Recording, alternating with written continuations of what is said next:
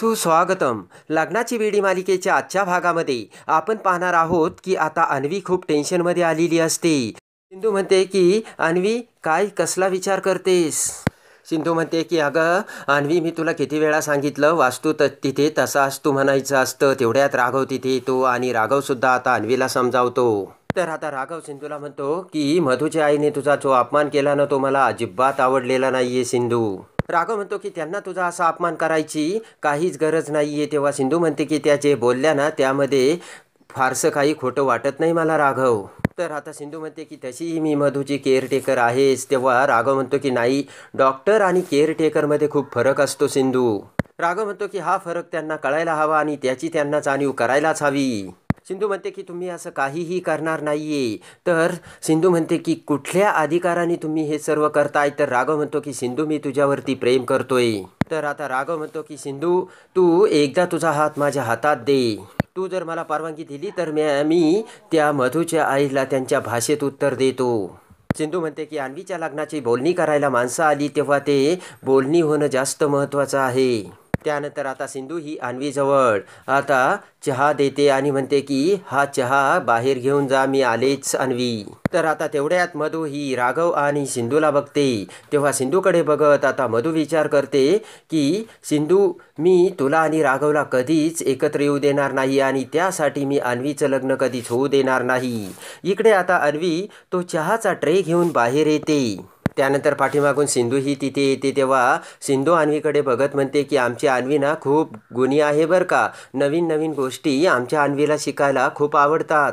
सिंधू म्हणते की तिला फॅशन डिझायनिंगमध्ये करिअर करायचंय. तर राजश्री म्हणते की हो, खरंच आमची अन्वी खूप गुणी आहे. तर आता लगेचच शकुंतलाबाई ही अन्वीकडे बघते. तर हळूच आता रेश्मा ऋषभच्या कानात म्हणते की ती अन्वी एकदम उद्धट बोलणारी आहे, हे सुद्धा सांगून टाका ना यांना म्हणावं. ऋषभ म्हणतो की तुला काकूचे बोलणे खायचे आहेत का रेश्मा.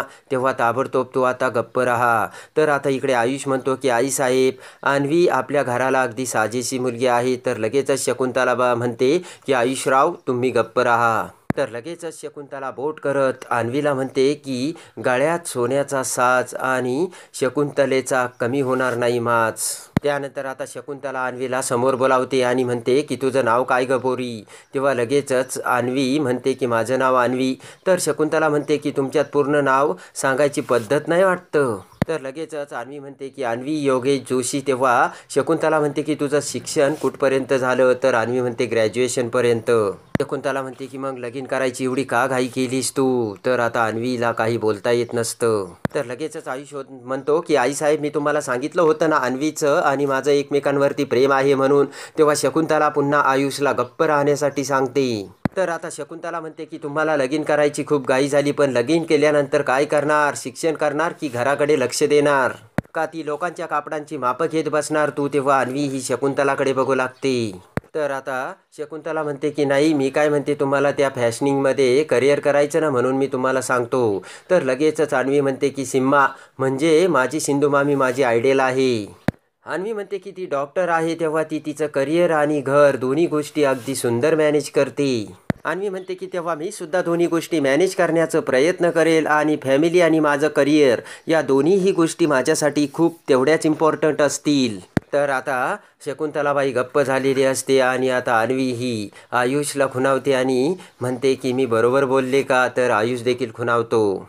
इकडे आता लगेचच अन्वीचे ते बोलणे ऐकून काकू ही पटकन तेथून रागाने निघून आतमध्ये जाते. तर शकुंतलाबाई म्हणते की या आमदारीनबाईंना काय झालं, अशा निघून का गेल्या. तेव्हा सिंधू म्हणते की मी बघते आणि सिंधू लगेच काकू पाठीमागे जाते.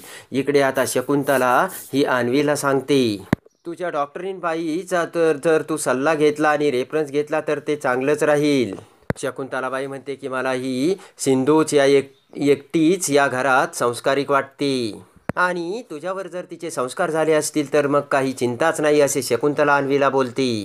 तेव्हा राजश्री म्हणते की अहो, लहानपणापासून आमची अन्वी खूप समजूतदार आणि प्रेमळ आहे. तर आता रत्नाकर सुद्धा अन्वीचे गुणगान आता शकुंतलाबाई समोर गाऊ लागतो. तर आता गुणगान करत असलेल्या रत्नाकरला शकुंतलाबाई म्हणते की मुलाचे प्रशस्तीपत्र हे पालक नाही तर त्याचा शिक्षक भरत असतो रत्नबारखी. तर आता शकुंतलाबाई म्हणते की अन्वी माझ्या घरी नांदायला आली तर तिचे प्रशस्तीपत्र मी भरेन. लगेचच आता खुश होऊन राजेश्री म्हणते की म्हणजे तुम्हाला आमची अन्वी पसंत आहे तर. लगेचच राजेश्री म्हणते की म्हणजे तुमचा या लग्नाला होकार आहे तर. तेव्हा आता शकुंतला फक्त त्यांच्याकडे बघत असते. आता काकू ही घाईघाईने तिच्या बेडरूममध्ये येते आणि डोळे भरून आणत आता काकू म्हणते की विनायका आता तूच मला काहीतरी मदत कर आणि या संकटातून बाहेर काढ. तर तेवढ्यात सिंधू तिथे येते आणि काकूला रडताना बघते. तर आता सिंधू म्हणते की खाली अन्वीच्या लग्नाची बोलणी चालली आणि तुम्ही अशा आतमध्ये आल्या ते बरं दिसतं का. तेव्हा आता काकूला मोठा धक्का बसतो आणि काकू लगेचच म्हणते त्या अन्वीने तर माझी खूपच कोंडी केली आणि तिला हे सर्व पाप करायची लग्नाच्या अगोदर काय गरज होती. माझी तळमळ तुला कळत नाहीये सिंधू. माझ्यात आणि अन्वीत मतभेद असतील ते फक्त उंबरठ्याच्या आतमध्ये. काकू म्हणते की पण आता ही शकुंतलाबाई तू बघते ना कशी रागीट आहे आणि या अशा घरात मी अन्वीचं लग्न लावून द्यायचं काय. सिंधू म्हणते काकू तुमच्याकडे दुसरा कोणताच पर्याय नाहीये. आपण अन्वीच्या लग्नाची घाई का करतो हे तुम्हालाही चांगलंच ठाऊक आहे. सिंधू म्हणते की अन्वी प्रेग्नंट आहे काकू. तेव्हा तिच्या सुखासाठी आपल्याला हे सबदून घ्यावाच लागेल. तेव्हा काकू म्हणते की ते शक्य नाही सिंधू. राखीच्या वेळेस निर्णय घेताना मला जेवढं गिल्टी वाटलं नव्हतं तेव्हा आत्ता वाटतंय असे रडतच काकू आता सिंधूला बोलते. सिंधू म्हणते की काकू अन्वीच्या सुखासाठी तिच्या बाळासाठी तुमच्यामध्ये जे काही मतभेद असतील ते तुम्हाला दूर करायलाच हवे आणि आता आपल्याला काही जरी झालं तरी अन्वीचं लग्न आयुषसोबत लावायलाच हवं हे आता सिंधू ही काकूला जाणीव करून देते. तर आता लगेचच सिंधूमुळे आता काकूला सत्याची जाणीव झालेली असते आणि काकूची समजूत घालून सिंधू पुन्हा काकूला बाहेर आणते. पण त्याच वेळेस आता राजेश्री ही काकूला म्हणते की काकू कॉंग्रॅच्युलेशन्स आपली अन्वी लग्नाला तयार आहे. तर आता रत्नाकर म्हणतो की काय वहिनी मग सुपारी फोडायची का. तेव्हा काकू आता सगळ्यांकडे बघू लागते. तर आता सिंधू म्हणते की काकू तुम्हाला हे लग्न मान्य आहे का. तर आता लगेचच काकू ही काहीही बोलत नसते. तर सिंधू म्हणते की काकू काहीतरी बोला ना. तर काकू म्हणते सिंधू मी दिलेली ती पिशवी घेऊन ये आणि लगेचच आता सिंधू ही ती पिशवी आणते आणि त्यामधील एक बॉक्स आता काकू बाहेर काढते. त्यानंतर आता काकू ही अन्वी आणि आयुषला तिच्याकडे बोलावते आणि हे लगेचच तो बॉक्स आता आयुषकडे देऊ लागते. तेव्हा आयुष म्हणतो की हे काय आहे काकू. तर काकू म्हणते की शगुन आहे हा. काकू म्हणते की रत्नबारख्यांच्या नात आणि जावयासाठी हा शगुन आहे. ते ऐकून आता अन्वी आणि आयुषला मोठा आनंद झालेला असतो आणि आज खऱ्या अर्थाने काकू अन्वी आणि आयुषच्या लग्नाला तयार झालेली असते. तर आता लगेचच अन्वी आणि आयुष काकूच्या पाया पडतात. काकू म्हणते की माझ्यासाठी अन्वी ही सगळं काही आहे आणि लगेचच अन्वी ही काकूला मिठी मारते. तर आता अन्वी खूप खुश झालेली असते.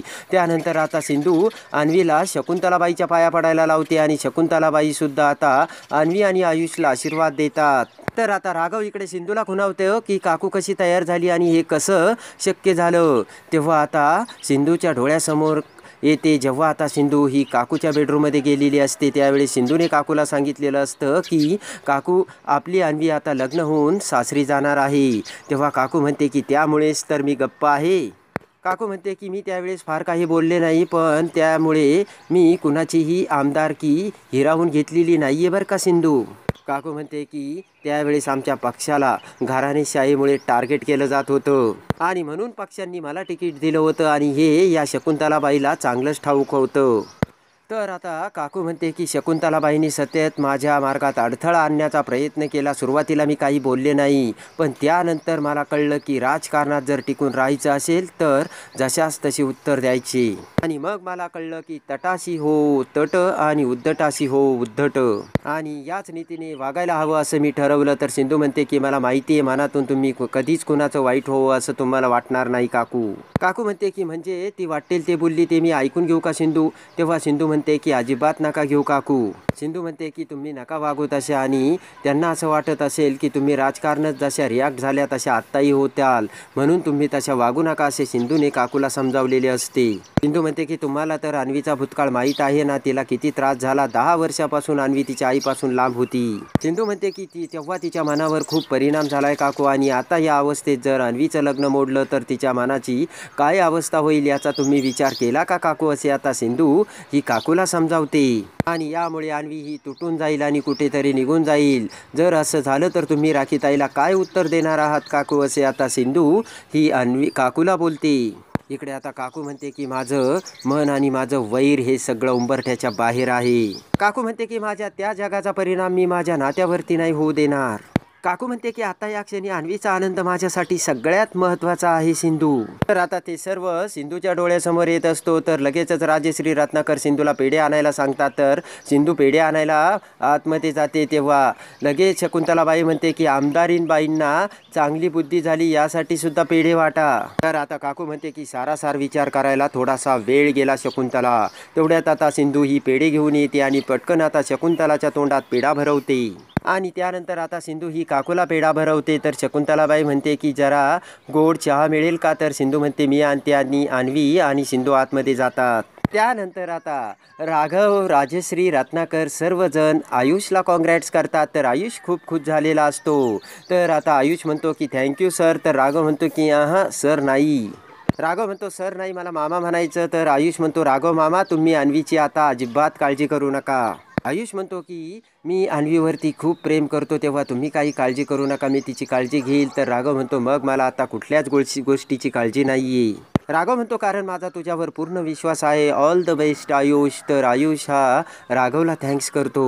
तर आता इकडे अन्वी ही शकुंतलाला चहा घेऊन येते. तेवढ्यात आता चहा घेऊन चालत असताना पटकन आता मधू ही तिचा पाय आता मध्ये अन्वीच्या पायामध्ये आडवा घालते आणि तो चहाचा कप शकुंतलाच्या पायापाशी पडतो. तेव्हा सर्वांना मोठा धक्का बसतो. रागाने उठून उभा राहत शकुंतला म्हणते की अन्वी तुला चहा कसा द्यायचा कळत नाही का. तर अन्वी म्हणते सॉरी. तर आता राजश्री म्हणते की शकुंतला ताई तुम्हाला कुठं भाजलं तर नाही ना. तर आता राजश्री म्हणते की सॉरी तिच्याकडून चुकून नाही झालं पण तिच्याबद्दल मी तुमची माफी मागते. तेव्हा रागाने शकुंतला म्हणते की या साडीची काय किंमत आहे तुला माहीत आहे का. तर आता लगेचच काकू म्हणते की सांगा ना कितीचे आहे मी एक रकमी तुम्हाला पैसे देते. तेव्हा शकुंतलाबाई म्हणते की प्रत्येक गोष्ट पैशात तोलता येत नाही आमदारीनबाई. तुम्हाला पहिलं बी ते नाही समजलं आणि आत्ता बी नाही समजत. तेवढ्याच सिंधू तिथे येते आणि म्हणते की 1 मिनिट काकू तुम्ही अगोदर ती साडी धुवून घ्या बरं मी तुम्हाला वॉशरूम दाखवते नाही तर ते डाग जात नाही.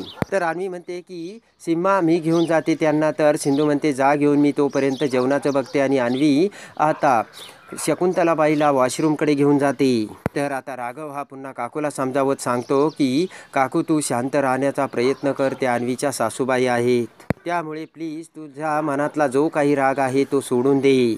तर आता राघव हा काकूला समजावतो आणि म्हणतो की काकू तू गप्प राहा. त्यानंतर आता काकू ही राघवचे म्हणणे ऐकते. तर आता इकडे अन्वी ही शकुंतलाबाईला वॉशरूममध्ये घेऊन आलेली असते आणि शकुंतला वॉशरूममध्ये तिची साडी धुत असते. त्याच वेळेस आता राणी ही तिच्या आईला घेऊन तिच्या बेडरूममध्ये येते आणि आता शकुंतलाबाई वॉशरूममध्ये साडी धुत असताना इकडे मोठ्या आवाजात मधू म्हणते की बरं झालं त्या शकुंतला ताईने अन्वीला स्वीकारलं नाही तर अशा प्रेग्नंट असणाऱ्या मुलीला कोणी स्वीकारलं असतं. तेव्हा लगेच शकुंतलाबाई मधूचे ते बोलणे ऐकते आणि शकुंतलाबाईला अन्वी प्रेग्नंट असल्याचे सत्य समजलेले असते. मधू म्हणते की सिंधूने शकुंतला ताईंना अगदी छान हँडल केलं आणि त्यांना अन्वी प्रेग्नंट असल्याचा संशय देखील आला नाही. हे आता मधूचे बोलणे शकुंतलाने ऐकता शकुंतलाची तळपायाची आग मस्तकात गेलेली असते आणि वॉशरूममधून ताड पायाने चालत आता शकुंतला ही सर्व रत्नपारख्यांसमोर येते आणि म्हणते की हे लग्न होऊ शकत नाही. तेव्हा सर्वांच्या काळजाचा ठोका चुकलेला असतो.